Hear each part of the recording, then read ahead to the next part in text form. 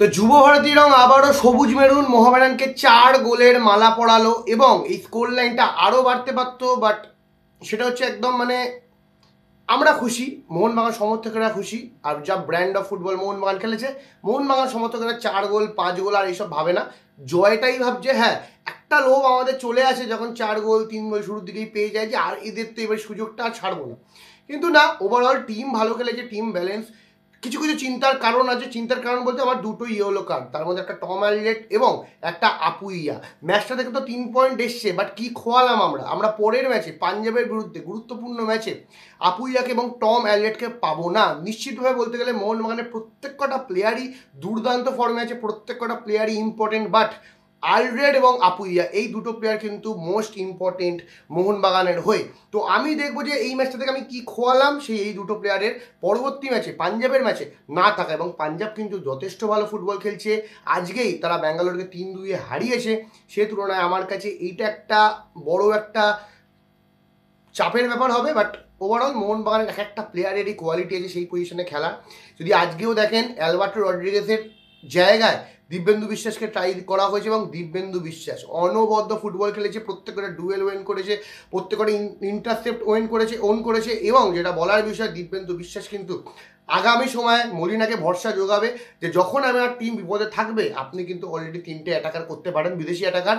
আমি আছি একটা ডিফেন্ডারে, বিদেশি ডিফেন্ডারকে তুলে দিব্যেন্দু বিশ্বাসকে খেলাতেই পারে মলিনা। দিব্যেন্দু বিশ্বাস আজকে যে পারফরমেন্স করেছে, হ্যাঁ টিমটা মোহামেডান এখনো পর্যন্ত সেরকম কিছু করতেই পারেনি, ছাপ ছাড়তে পারেনি।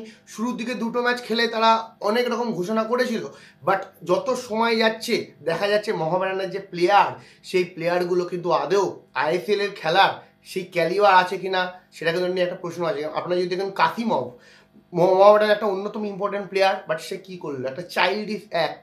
এরকম জিনিস খেপ খেলা হয় যে প্লেয়ার রেগে গেল, মারলো, কিন্তু মানে দরকার ছিল না, তোমার টিম অলরেডি 3-0 গোলে পিছিয়ে। মানে আমার যেটা মনে হলো কাসিম আবার খেলতে চাইছিল না, তো খেলতে চাইছিল বলে তিনি টিমকে ডিসঅ্যাডভান্টেজ দিয়ে দিলেন এবং রেড কার্ড নিজের জন্য নিয়ে নিলেন। মানে সত্যি বলতে আমার ওই ফাউলটা দেখে হাসি পাচ্ছিল যে কীভাবে একটা প্লেয়ার এরকম করতে পারে। প্রথমে একটা বাজে ট্যাকেল করেছে, তারপরে আবার কিক করেছে।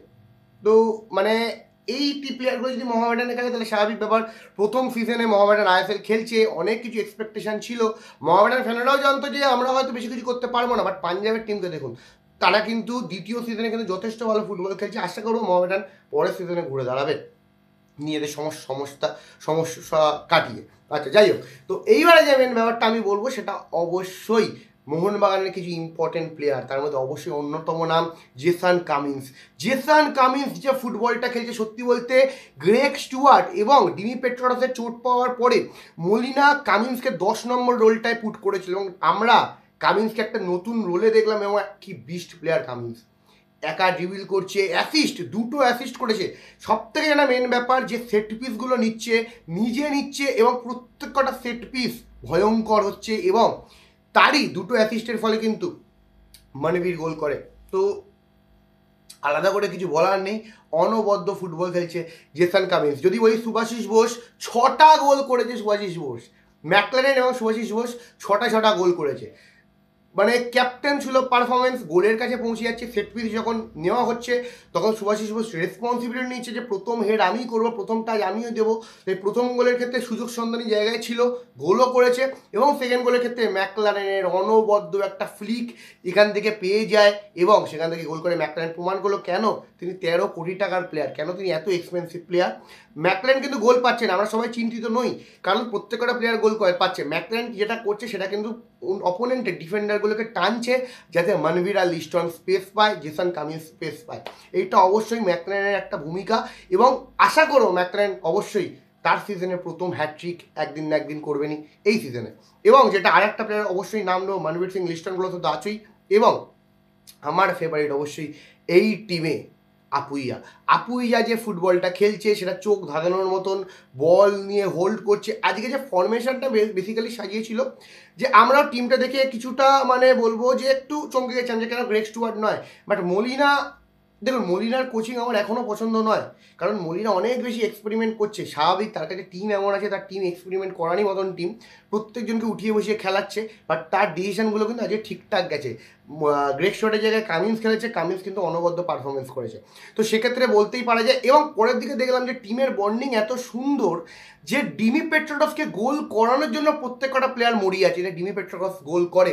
ডিমি পেট্রোডসের এই সিজনটা নয়, আপাতত কিছু ম্যাচ তো এখনও আছে, ইম্পর্টেন্ট ম্যাচ আছে, ডিমি পেট্রোডস চাইবে গোলে ফিরতে, বাট যে গোল মিস করছে, যেরকমভাবে মানে তার প্লেয়াররা তাকে বলগুলো দিয়ে দিচ্ছে, ডিমি পেট্রোডস কিন্তু গোল করতে পারছে না। এইটাই একটা চিন্তার কারণ। ডিমি পেট্রোডস যদি ফর্মে ফিরে আসে, তাহলে এই মোহনবাগানকে আটকানোটা, মানে মোহনবাগান যদি নিজের দিনে কোনো ভুল না করে, তাহলে আইএসএল এর এমন কোনো টিম নেই যে মোহনবাগানকে হারাবে। তো এইটাই মেনলি ব্যাপার। মোহনবাগান কিন্তু আজকে 4-0 গোল দিয়ে প্রমাণ করে দিল যে যদি মোহনবাগান চায়, মোহনবাগান যে কোনো দিনে যে কোনো টিমকে এরকম গোলের মালা পরাতে পারে। অবশ্যই ব্যাঙ্গালোরের বিরুদ্ধে আগের ম্যাচে সেক্ষেত্রে কিন্তু ব্যাঙ্গালোর অনেক বেশি অ্যাটাকিং ফুটবল খেলেছিল, বা সেখানে একটা প্ল্যান মলিনা সেট করেছিল যে আমার কাছে যেহেতু স্পিডি উইঙ্গার আছে, আমি বেশি অ্যাটাক করবো না, আমি কাউন্টার অ্যাটাকে ফুটবল খেলবো, এবং যেটা মোহনবাগান করেছে। স্বাভাবিকভাবে প্রত্যেকটা প্লেয়ারকে গেম টাইম দিচ্ছে। আশিস রায়ের কথাটি বিশেষভাবে উল্লেখ করবো, অনবদ্য লেগেছে, আজকে বেশি ফাম্বেলও করেনি, ঠিকঠাক পাস দিয়েছে। তো সেই তুলনায় বলতে গেলে প্রত্যেকটা প্লেয়ার ভালো খেলছে। এবং সর্বশেষ অবশ্যই যে প্লেয়ারটা কথা বলতে হয় সেটা অবশ্যই বিশাল ক্যাপ। দেখুন আজকে মোহামেডান কোনো সেরকম অ্যাটাক করেনি, সেরকম মানে সেরকম ডেঞ্জারাস অ্যাটাক মোহামেডান করেনি, বাট যে কটা অ্যাটাক করেছে 50টা ক্লিন সিট হয়ে গেল বিশাল ক্যাতে, যেটা একটা বিরাট বড় অ্যাচিভমেন্ট। প্রথম গোলকিপার ইন্ডিয়া যে 50টা ক্লিন শিট নিল। এইবারে যদি বিশাল ক্যাপ, মানে আর বলবো না, মানে এতবার বিশাল ক্যাপকে নিয়ে বলেছি না যে এইবার যদি বিশাল ক্যাপ চান্স না পায় তাহলে কবে চান্স পাবে। অনেকেও বলে যে বিশাল ক্যাপ এবারে হয়তো গোল করলে তবে চান্স পাবে, বাট আমার মতে বিশাল ক্যাপ যে ফুটবলটা খেলছে, যে গোলকিপিংটা করছে, এই মুহূর্তে দাঁড়িয়ে ইন্ডিয়ার কোনো গোলকিপার বিশাল ক্যাপের আশেপাশে নেই। বল গ্রিপ করতে পারে, বল পাঞ্চ করতে পারে। আপনি যদি আমরিন্দারকে দেখেন, আমরিন্দার গ্রিপ করতে পারে না, আর কিন্তু আমরিন্দার মানে অতটা সে কমফোর্টেবল নয় গ্রিপের ক্ষেত্রে, বারবার বল ফিস্ট করে। সেক্ষেত্রে তিনি second choice goalkeeper after Gurpreet Singh Sandhu, but Vishal ক্যাপ নয়। এইটা একটু দেখতে অবশ্যই হবে। তো আপনাদের কি মতামত আজকের ম্যাচটা নিয়ে, আপনারা অবশ্যই মতামত জানান।